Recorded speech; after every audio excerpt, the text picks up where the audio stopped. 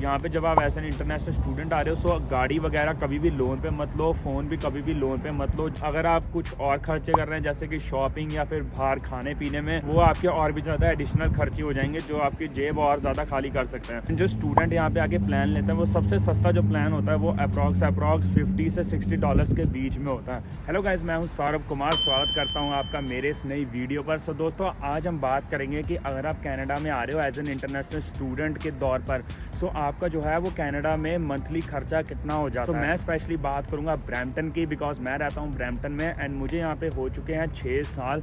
मैं यहां पे एज एन इंटरनेशनल स्टूडेंट आया था।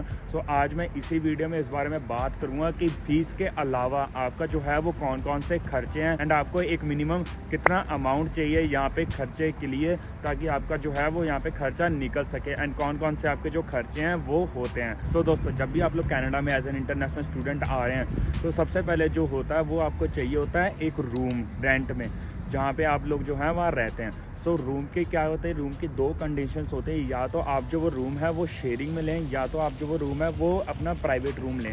अब शेयरिंग में जो है वहाँ पे आपको जो अपना रूम है वो 2 या 3 जनों के साथ भी शेयर करना पड़ सकता है, डिपेंडिंग ऑन सिचुएशन।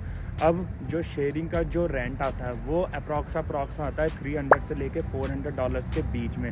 वहीं पे अगर आप प्राइवेट रूम लेना चाहते हैं, वही प्राइवेट रूम आपको कॉस्ट करता है $600 से लेके $900 तक, जो कि बहुत ज़्यादा है। सो आप जब भी यहाँ पे आ रहे हैं, अपना रूम का जो सिचुएशन है उसको देख कर आएँ कि आपको जो है वो प्राइवेट रूम में रहना है या आप जो है वो रूम को शेयर कर सकते हैं, बिकॉज इसका जो है सीधा आपको इम्पैक्ट पड़ता है आपकी जेब पर एंड आपके सेविंग्स पर। रूम रेंट के बाद आपका जो मेन खर्चा आता है वो आपकी ग्रॉसरी का, कि आप जो है आपकी यहाँ पे ग्रॉसरी कितने की होती है जो हम अपने खाने पीने की चीज़ों को इंक्लूड करते हैं। सो गाइस, यहाँ पे जो मिनिमम ग्रॉसरी है मंथ की वो इस समय चल रही है $200 के आसपास। वो भी जब आप अपनी बेसिक सामान की चीज़ें लेते हैं जैसे आटा, चावल, दाल एंड सब्जी वगैरह। बिकॉज अगर आप इससे ऊपर कुछ और फालतू चीज़ें ले रहे हैं तो इसका बजट तो और भी ऊपर जा सकता है। क्योंकि गाइस ब्रैम्पटन में क्या है, इस समय बहुत ज़्यादा जो है वो महंगा हो गया है। ब्रैम्पटन में हर एक चीज़ बहुत ज़्यादा महंगी मिल रही है।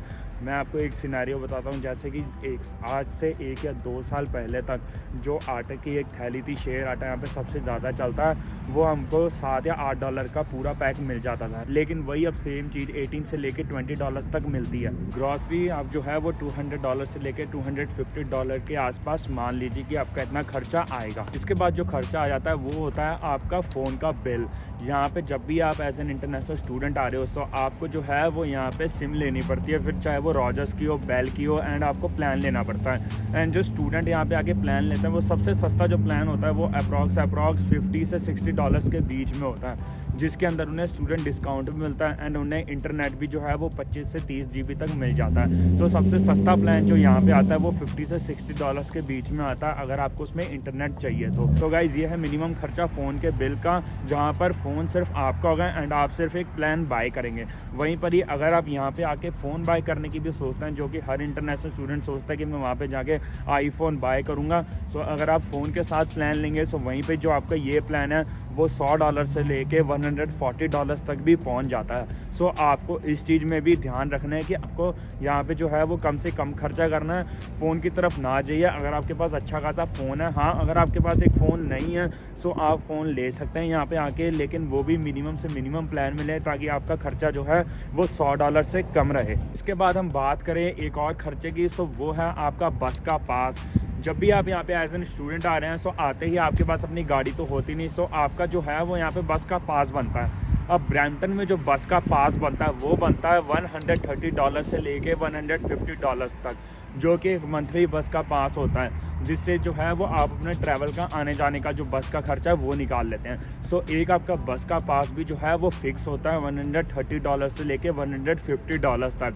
एंड ऊपर से बस के पास से ही अगर हम बात करें, सो आपका जो खर्चा है वो राइडों में भी जाता है। अब राइड्स क्या होती हैं, जैसे कि आपने कॉलेज जाना है, सो अगर आपकी बस वहाँ तक नहीं जाती, या फिर अगर आपने काम पे जाना है एंड सो वहाँ से आने जाने का बहुत लोग जो हैं वो अपनी गाड़ियों में राइड्स देते हैं, सो वो जो है उसका भी चार्ज करते हैं। सो एक तरफ का अगर आप लगाएं तो $40 तक लोग चार्ज करते हैं। सो अगर आपका कॉलेज 2 या 3 दिन भी है, सो अगर आप $40 लगा रहे हैं आने जाने का, सो आप ये लगा लीजिए कि आपका मंथली एक्सपेंसेस ही राइड का जो $500 से लेके वो $600 तक पहुंच जाता है। तो ये है कि अगर आप कनाडा में आके जितनी ज़्यादा चीज़ें मैनेज करने की कोशिश करेंगे उतना ज़्यादा आपके लिए अच्छा होगा, नहीं तो यहाँ से पैसे कब आपकी जेब से निकल जाते हैं आपको पता भी नहीं चलेगा। थे कुछ बेसिक खर्चे जो कि मैंने आपको बताए, जो कि आपके हर मंथ जाने ही जाने हैं। इसके बाद अगर आप कुछ और खर्चे कर रहे हैं जैसे कि शॉपिंग या फिर बाहर खाने पीने में, सो वो आपके और भी ज़्यादा एडिशनल खर्चे हो जाएंगे जो आपकी जेब और ज़्यादा खाली कर सकते हैं। सो आपको इस चीज़ का बहुत ज़्यादा ध्यान में रख के आना है, बिकॉज जब भी आप यहाँ पे एज एन इंटरनेशनल स्टूडेंट आ रहे हैं, सो एक तो आपके वर्क पे भी रिस्ट्रिक्शंस होती है, आप जो है वो 20 आवर्स से ज़्यादा काम नहीं कर सकते हैं। एंड अगर आप हर मंथ 20 आवर्स काम भी कर रहे हो, सो आप जो है वो $1000 से लेके